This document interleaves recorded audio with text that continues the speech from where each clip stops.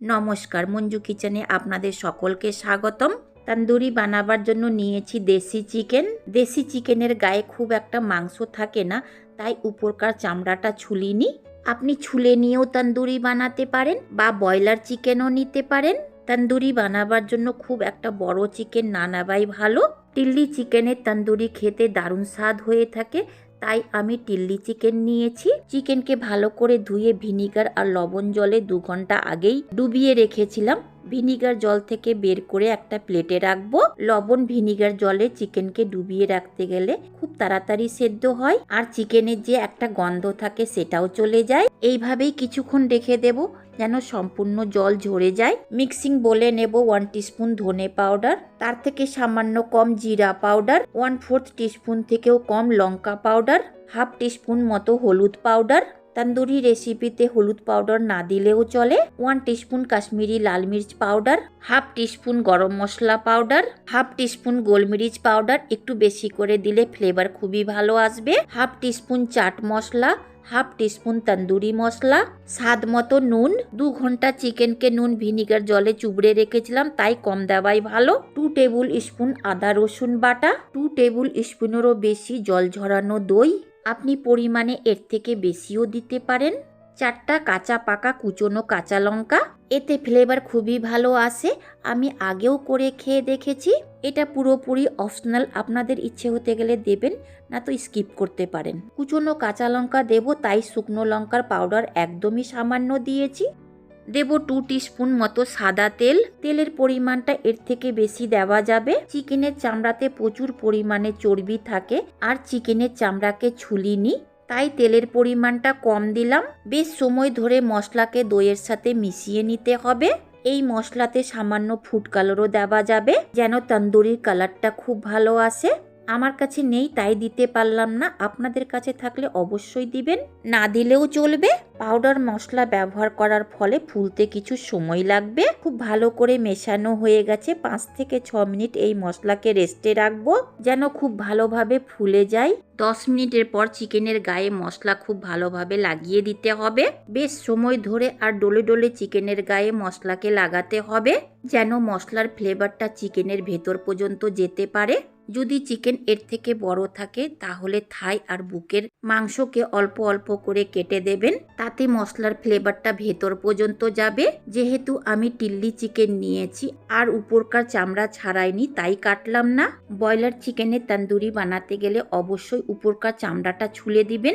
দেশি চিকেনের চামড়া না ছুললেও চলে। ঢাকা দিয়ে 3 ঘন্টা মতো রেস্টে রাখবো। আপনি ওভারনাইটও রাখতে পারেন। মশলা ভিনিগার লাগানো চিকেন সহজে খারাপ হবে না, তাই ফ্রিজে না রাখলেও চলবে। 10 মিনিট আগে ফ্রিজ থেকে বের করে নিয়েছি। ঢাকাটা খুলে নিয়ে 10 মিনিট মতো উদম রেখে দেব। 10 মিনিটের পর চলে যাব ওভেনের দিকে। ওভেনকে অন করে চাপাবো কড়াই গরম হয়ে গেছে। দেব 2 টেবিল স্পুন বাটার।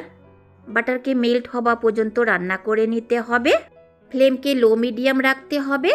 আমি কিভাবে চিকেন তন্দুরি রান্না করছি ভিডিওটা স্কিপ না করে পুরোটা দেখবেন। ভালো লাগলে লাইক শেয়ার সাবস্ক্রাইব করবেন। বাটার মেল্ট হয়ে গেছে, দিতে হবে মেরিনেট করা চিকেন। থালার মধ্যে লেগে থাকা মশলাগুলোও দিয়ে দিতে হবে। উল্টে পাল্টে চিকেনের গায়ে বাটারকে খুব ভালোভাবে লাগিয়ে দিতে হবে। আপনি রিফাইন্ড অয়েল বা ঘি দিয়েও রান্না করতে পারেন। বাটার দিয়ে ফ্লেভারটা খুবই ভালো আসে, তাই আমি বাটার দিয়ে রান্না করছি। চিকেনের মাথা আর কলিজাটা ফেলে না দিয়ে এর সাথেই রান্না করে নিচ্ছি। চিকেনের দুটো পাটা অবশ্যই বেঁধে দিবেন, তাতে লুকটা খুব ভালো আসবে। আমি বাঁধতে ভুলে গিয়েছি।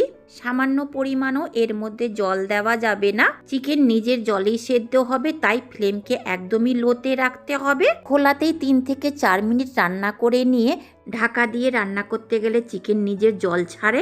5 মিনিটের পর ঢাকাটা সরিয়ে খুব ভালোভাবে উল্টে পাল্টে নেড়ে দিতে হবে, যেন দুদিক থেকে ভালোভাবে সেদ্ধ হতে পারে। আর কড়াই থেকে মশলাগুলো তুলে চিকেনের গায়ে লাগিয়ে দিতে হবে। 4 থেকে 5 মিনিট নেড়ে চেড়ে খোলাতেই রান্না করতে হবে। সেদ্ধ হবার জন্য ঢাকা চাপা দিয়ে রান্না করতে হবে।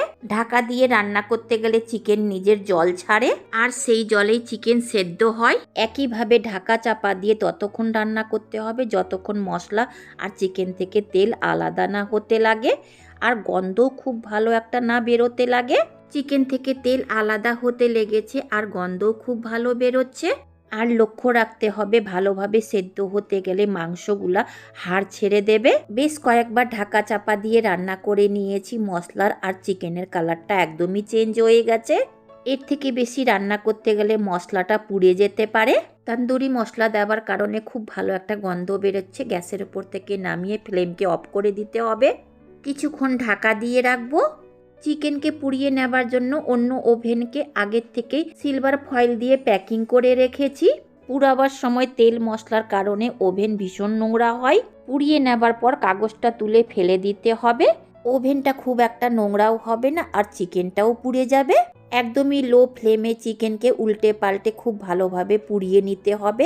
আর উল্টে দেবার পরই চিকেনের গায়ে বাটার ব্রাশ করে দিতে হবে। বাটার লাগাতে গেলে চিকেনের গাটা তেলতেলে লাগবে আর খেতেও ভালো লাগবে। একইভাবে চিকেনকে উল্টে পাল্টে পুড়িয়ে বাটার ব্রাশ করে নামিয়ে নিতে হবে। চিকেনে ধুঁয়ো দেওয়ার জন্য কয়লাকে আগের থেকে পুড়িয়ে নিয়েছি। বাটার দেওয়া পাত্রে কয়লাকে তুলে নিয়ে যে কড়াইয়ে চিকেন রান্না করে রেখেছি তার মধ্যে কয়লার পাত্রটা দিয়ে ঢাকা দিয়ে দিতে হবে।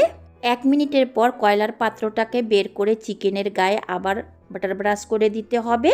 তৈরি হয়ে গেল চিকেন তন্দুরি রেসিপি। কড়াই থেকে বের করে প্লেটিং করে নিতে হবে। চিকেন তন্দুরির গন্ধটা দারুণ বের হচ্ছে। কড়াইয়ে বেঁচে যাওয়া মশলাটা, তার সাথে দেব পেঁয়াজ। আপনি টমেটো সসের সাথেও পরিবেশন করতে পারেন। উপর থেকে ছিটিয়ে দেব ধনেপাতা আর কেটে নেওয়া লেবু। চিকেন তন্দুরির লুকটা খুব একটা ভালো হয়নি, কিন্তু সেদ্ধ খুব ভালো হয়েছে। ঠ্যাঙের মাংসগুলা নিজেই সরে গেছে। চিকেনকে ছিঁড়ে নিয়ে দেখাচ্ছি কেমন সেদ্ধ হয়েছে। খুবই ভালো সেদ্ধ হয়েছে। হালকা করে টানলাম তাতেই ছিঁড়ে গেল। পুরোটাই ছিঁড়ে দেখাচ্ছি কেমন মাংসগুলা আলাদা হয়ে যাচ্ছে। দেখতে খুব একটা ভালো হয়নি, কিন্তু স্বাদ দারুণ হয়েছে। চিকেন তন্দুরি যে বাড়িতে খেতে পছন্দ করে না সেও চেয়ে খেয়েছে।